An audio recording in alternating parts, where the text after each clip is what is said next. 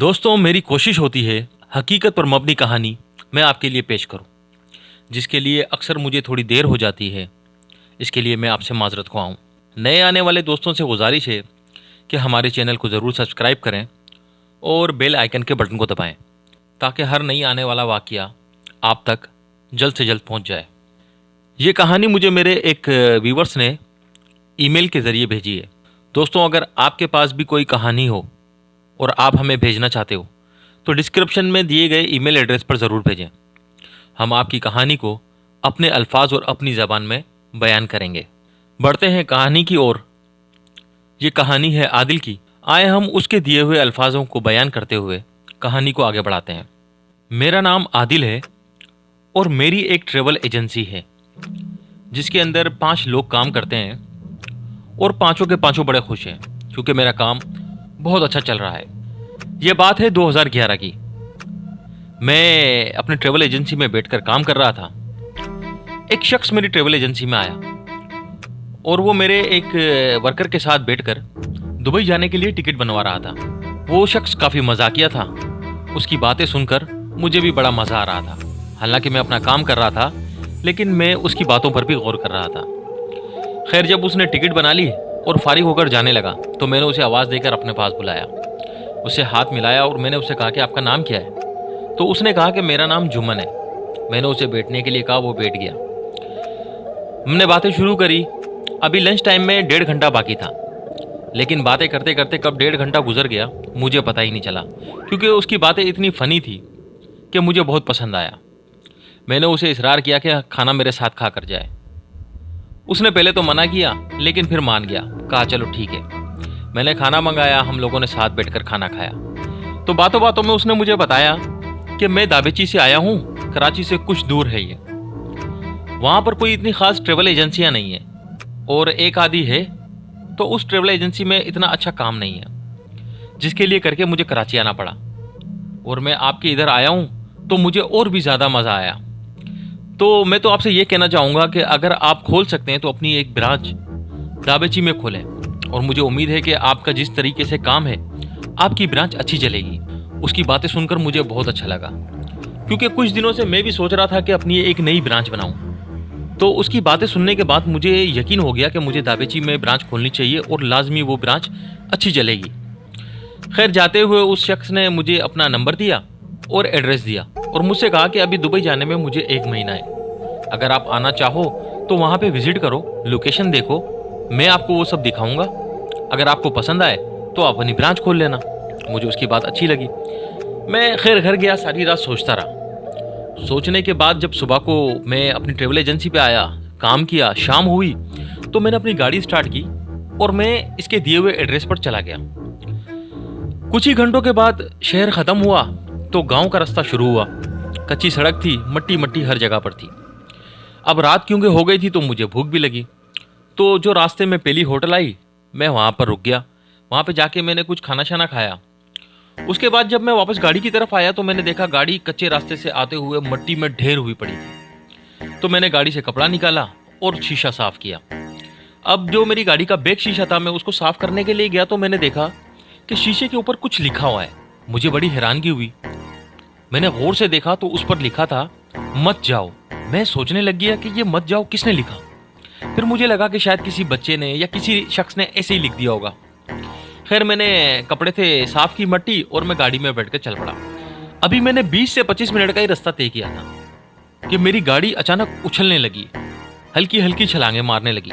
मुझे लगा कि शायद कोई पत्थर पत्थर आया है, लेकिन वो लगातार इसी तरह हो रही थी। मैं बड़ा हैरान कि सड़क भी इतनी पथरीली नहीं है जो गाड़ी उछलनी चाहिए। अभी मैं ये सोच ही रहा था कि लेफ्ट साइड का टायर मेरा जोर से फटा, और उसके फटते ही इत्तेफाक से मेरी गाड़ी का लेफ्ट साइड के दरवाजे का शीशा भी जोर से फटा और उसके सारे कांच उड़कर मेरी तरफ आए। मैं कुछ जख्मी हुआ और मुझसे गाड़ी संभाली नहीं गई। वैसे ही कच्ची सड़क पर मैं जा रहा था, गाड़ी मेरी मैदान में उतर गई। अब उधर रात का अंधेरा, दूर दूर तक कोई नहीं। मैं सर पकड़कर बैठ गया कि ये हुआ क्या। टायर भी फटा, शीशा भी फटा, किसी ने गाड़ी पे लिखा मत जाओ। मैं अब ये सोच ही रहा था तो इतने में मेरी गाड़ी की हेडलाइट चालू थी, वो बंद चालू होने लगी। मैंने जाकर स्विच ऑफ किया, दोबारा ऑन किया तो सही हो गई। मेरे पास एक एक्सपायर टायर पड़ा हुआ था। मैंने वो टायर निकाला और मैं चेंज करने लगा। अभी मैं चेंज ही कर रहा था कि लाइट दोबारा से जल बुझ होने लगी। अभी मेरा लाइट पे ध्यान गया तो किसी ने जोरदार पत्थर मेरी कमर पर मारा। दोस्तों यकीन करो, वो पत्थर इतना जोरदार मुझे लगा कि उस पत्थर का निशान आज भी मेरी कमर पर है। मैंने मुड़कर देखा तो सिर्फ अंधेरा ही अंधेरा, दूर तक और कोई भी नहीं। खैर मैंने जल्दी से टायर चेंज किया, गाड़ी में बैठा और दोबारा उसी रास्ते पर चल पड़ा। चलते हुए मैं जब उसके एड्रेस पर पहुंचा तो मैंने वहां पहुंचने के बाद उसको फोन किया। उसने फोन रिसीव किया तो मैंने उससे कहा कि मैं आ गया हूं आपके एड्रेस पर। उसने कहा कि आप थोड़ी देर गाड़ी के अंदर ही बैठे, मैं वहां पर पहुंचता हूं। मैंने कहा ठीक है। अब मैं गाड़ी में बैठकर उसका इंतजार कर रहा था। उसने मुझे आधे घंटे का कहा था और यहां पर पौना घंटा हो गया। तो मेरी नजरें चारों तरफ घूमने लगी। मैं बार बार सर उठाकर उसको चारों तरफ देखता कि शायद यहां से आएगा, शायद वहां से आएगा, लेकिन वो कहीं भी नहीं। इसी तरह 10 मिनट और गुजरे। मैंने एक बार फिर चारों तरफ देखा तो वो कहीं पर भी नहीं था। मैंने फोन उठाया उसे करने के लिए। अभी मैंने फोन उठाया ही था कि एक हाथ मेरे कंधे पर आया। दोस्तों उस हाथ के कंधे पर मैं आते ही मैं घबरा गया और चौंक कर देखने लगा। जब मैंने देखा तो क्या देखता हूं कि मेरी साथ वाली सीट पर वो शख्स बैठा हुआ है। मैं घबरा गया। मैं हैरान होकर उसको देखने लगा कि ये शख्स अभी तक तो चारों तरफ कहीं भी नजर नहीं आ रहा था। दरवाजा भी मेरे सामने नहीं खुला, ये अंदर आके बैठा कैसे? अभी मैं ये सोच रहा था कि उस शख्स ने मुझे कहा कि भाई आने में कोई परेशानी तो नहीं हुई, तो मेरा पूरा ध्यान उसकी बात पे चला गया। मैंने कहा नहीं, कोई परेशानी नहीं हुई। तो उस शख्स ने कहा कि चलो मैं आपको वो जगह दिखाता हूँ। मैंने कहा मैं अपनी गाड़ी स्टार्ट करूँ? उसने कहा नहीं, ये पैदल का रास्ता है, करीब ही है, आओ साथ चलते हैं। मैंने कहा ठीक है। मैंने अपनी गाड़ी को अच्छे से लॉक किया और उसके साथ चलने लगा। अब रात काफी हो गई थी, चारों तरफ अंधेरा ही अंधेरा था। मुझे उसके साथ चलने में घबराहट भी हो रही थी क्योंकि मैं वहां पर नया था और मैं उस शख्स को इतने अच्छे से जानता भी नहीं। खैर मैं भी चलता रहा उसके साथ। चलते चलते हम लोग एक सन्नाटे वाली गली में आ गए। इस गली में दूर दूर तक कोई भी ना था और ये गली भी काफी लंबी थी। इस पूरी गली में एक ही बल्ब जल रहा था, पीले कलर का। खैर हम लोग चल रहे थे और हम लोग चुपचाप चल रहे थे। तो काफी देर तक जब हम लोग की बात ना हुई तो मैंने सोचा कि क्यों ना इससे कुछ बात करें ताकि माहौल बदले। तो मैंने उससे एक सवाल किया कि आप यहाँ कब से रह रहे हैं? मेरे ये सवाल पर उसने मुझे कोई जवाब ना दिया। जब उसने कोई जवाब ना दिया तो मुझे काफी बुरा फील हुआ।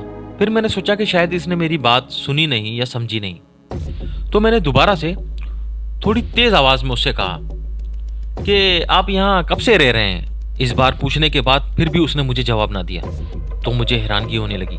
मैंने उसकी चेहरे की तरफ देखा तो वो काफी गुस्से में चुपचाप चले जा रहा है और उसका चेहरा भी मुझे अजीब सा लग रहा था, पहले से ज्यादा फूला हुआ लग रहा था। खैर मेरी नजर जमीन पर पड़ी तो मैंने देखा कि उस एक बल्ब की वजह से मेरी परछाई चारों तरफ थी, लेकिन जब मैंने उसकी परछाई की तरफ देखा तो जमीन पर उसकी सिर्फ एक ही परछाई थी।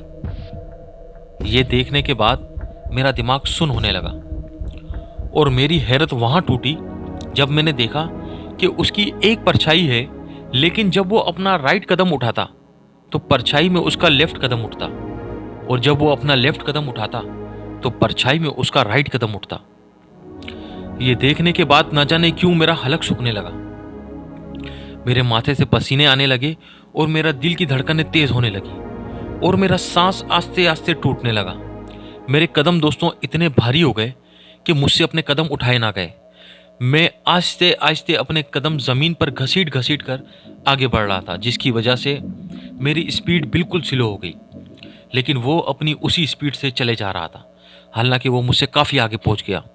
जब मैं स्लो स्लो उसके पीछे आने लगा तो वो चलते चलते अचानक से रुक गया और रुकने के बाद उसने मुड़कर देखा। दोस्तों उसकी गर्दन उसके जिस्म के बिल्कुल बरक्स घूमी क्योंकि उसका धड़ पूरा आगे था और उसकी गर्दन पूरी के पूरी गोल घूमकर मेरी तरफ हो गई। जब ये चीज़ मैंने देखी मेरी आंखों में अंधेरा आना लग गया और इस कदर अंधेरा आया कि मैं ज़मीन पर गिर गया और बेहोश हो गया। जब मुझे होश आया तो मैंने खुद को एक हॉस्पिटल में पाया। डॉक्टर ने मुझे बताया कि मुझे पूरे 13 घंटे के बाद होश आया है। डॉक्टर ने जब मुझसे वजह पूछी तो मैंने डॉक्टर को सब कुछ सच सच बता दिया। तो डॉक्टर ने मुझसे कहा कि आप मुझे उस शख्स का नंबर दो। मैंने उस डॉक्टर को उस शख्स का नंबर दिया तो डॉक्टर उसे फ़ोन करने लगा। तो मैंने डॉक्टर से मना किया, डॉक्टर आप उसे फ़ोन ना करें। डॉक्टर ने कहा नहीं, मैं देखना चाहता हूँ कि वाकई ये सच बात है कि नहीं। डॉक्टर ने मेरी एक ना मानी और उसे फ़ोन कर दिया। अब मैं घबराहट के आलम में इधर उधर फड़फड़ियाँ मारने लगा। मुझे डर लगने लगा कि अभी ये अचानक अंदर आएगा और दोबारा से वही सब कुछ होना शुरू हो जाएगा। लेकिन दरवाज़ा खुला तो मैंने देखा कोई और ही शख्स अंदर आया। तो डॉक्टर ने उससे पूछा कि क्या ये तुम्हारा नंबर है? उसने कहा हाँ, ये मेरा नंबर है। तो डॉक्टर ने मुझसे कहा कि क्या ये वही शख्स है? तो मैंने डॉक्टर से कहा नहीं डॉक्टर, ये वो शख्स नहीं है। उस शख्स ने भी यही जवाब दिया कि मैं तो इन्हें पहली दफ़ा देख रहा हूँ। तो उस शख्स ने मुझे जो एड्रेस दिया था वो निकाल के मैंने डॉक्टर को दिया और मैंने डॉक्टर से कहा कि आप पूछें कि ये एड्रेस इसका है कि नहीं। डॉक्टर ने जब वो एड्रेस बोला तो उस शख्स ने कहा कि ये एड्रेस तो मेरा ही है। ये सुनने के बाद मैं और हैरान हो गया। अब आखिरी सवाल मुझे पूछना था। मैंने उस शख्स से कहा क्या तुम्हारा नाम जुमन है? तो उसने कहा जी बिल्कुल मेरा नाम जुमन है, लेकिन आपको कैसे मालूम? ये सुनने के बाद मैंने वहाँ से दौड़ लगाई और सीधा अपनी गाड़ी में बैठ के मैं अपने घर आ गया। दोस्तों, पहले मैं सारी रात देर तक अपनी ट्रैवल एजेंसी में काम किया करता था, लेकिन उस वाक़े के बाद मैं कभी भी शाम के बाद अपनी ट्रैवल एजेंसी में नहीं बैठा, बल्कि हर एक शख्स जो मेरी ट्रैवल एजेंसी में आज भी आता है तो मेरे दिल में ये डर लगा रहता है कि कहीं ये वो शख्स तो नहीं। दोस्तों, ये कहानी आपको कैसी लगी ये कमेंट सेक्शन में ज़रूर बताना, और अगर कहानी पसंद आए तो उसे लाइक और शेयर ज़रूर करना। मेरी कोशिश होगी कि इस तरह के सच्चे वाक़यात मैं जल्द से जल्द आपके लिए दोबारा लेकर आऊँ। शुक्रिया।